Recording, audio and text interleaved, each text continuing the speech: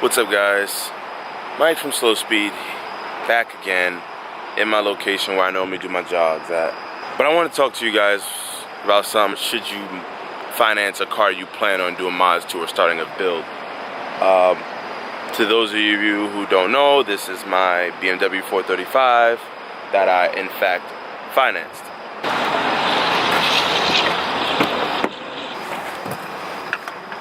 So, if you guys click this video, you know what it's about. Crap. Yo, Mike, do me a favor. what's up? Send me the link for that dash cam you have. My boy wants to buy one for his car. Okay. All right, I'll send you the link. Alright. Sorry about that. Business as usual. You know, shit.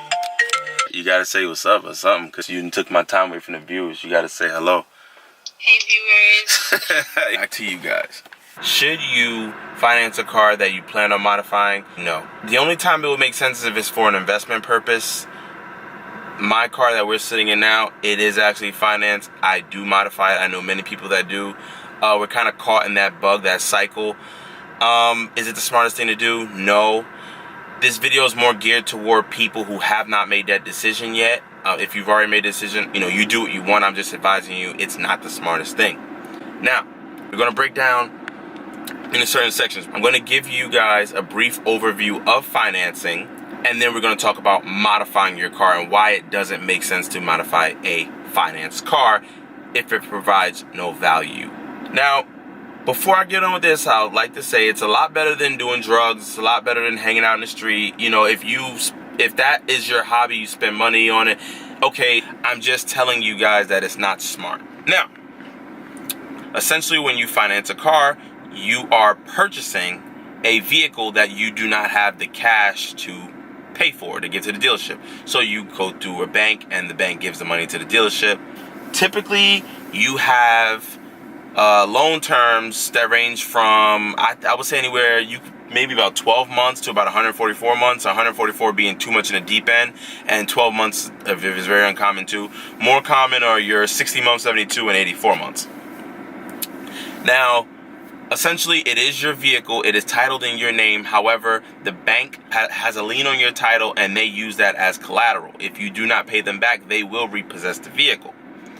Now, make sure you buy a car that you do not mind paying for. And when I say do not mind paying for, I don't mean $300 a month for 84 months. I'm talking about you have to break it down in two separate sections. When you go to the car dealership, you have sales and you have finance. They break it down into two separate sections. The guy that sells you the car isn't the guy that does the financing. Now, you need to do the same thing in your head. The guy can tell you any number. He can give you $300 a month and you'll say, okay, fine. He doesn't have to tell you how long, the interest rate or anything. He just says $300 a month. Can you do it? You say, yeah. Now, that car could be $30,000. You could be paying $300 a month for the rest of your life. You could be. But he didn't think about it like that. So think about it in the sense of, okay, let's say this car is, we're going to use $12,000 for easy. Let's say this car is $12,000. Can you see yourself, if you had the cash in your pocket, taking it out and laying it on the table? This is $12,000. You're still paying the $12,000. You're just paying it in increments. So can you see yourself? If you cannot see yourself paying that full amount that you're going to take out as a loan, is it worth it? If I had that cash in my pocket right now, would I spend it on that, or would I spend it on something else? Is this the best place my money can go right now? 9 times out of 10, the correct answer is no. Your money can always go somewhere else, the better. And I'm not talking about the people who use that money for rental real estate or something to get ahead. Now you got to go into the financial aspect of it. You decide what you want to pay them. Now your best bet is shorter the term, the better. You don't want to make it a long term. You have to pay this vehicle back for a typical of 5 or 6 or 7 years. Now, especially to my young people out there, let's say you're 15 or 20 years old. Where do you see yourself in 5 years?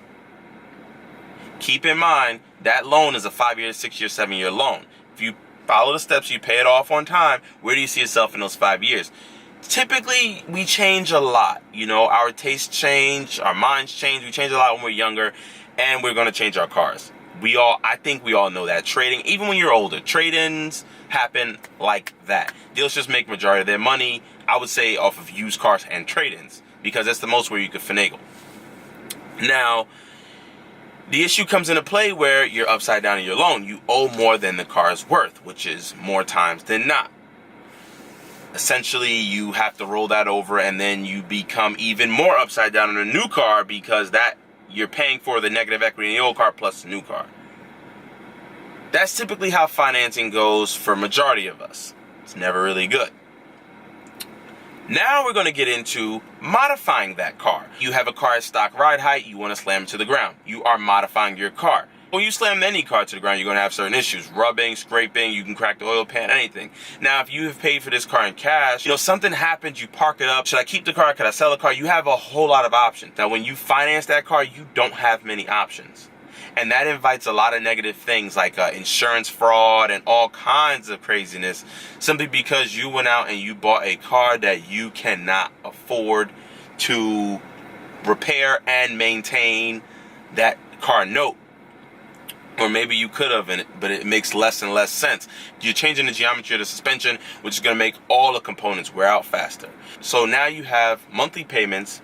You have the money that you spent on modifying the car, and now you have the money that you have to spend to fix the car because that modification, chances are, destroyed something. Last thing I can say is, alcohol has been proven that it's not really good for you. However, we're accustomed to it, and you just have to moderate it. You have to kind of plan out, okay, listen, I've, did this XYZ, let me treat myself to a little bit of wine or liquor or alcohol, whatever. It's not going to kill you for the most part. It's the same thing with mods. You can say, okay, I did this, my car's been holding up good. You know what? I can use a little bit more power. Let me give myself a little bit more juice.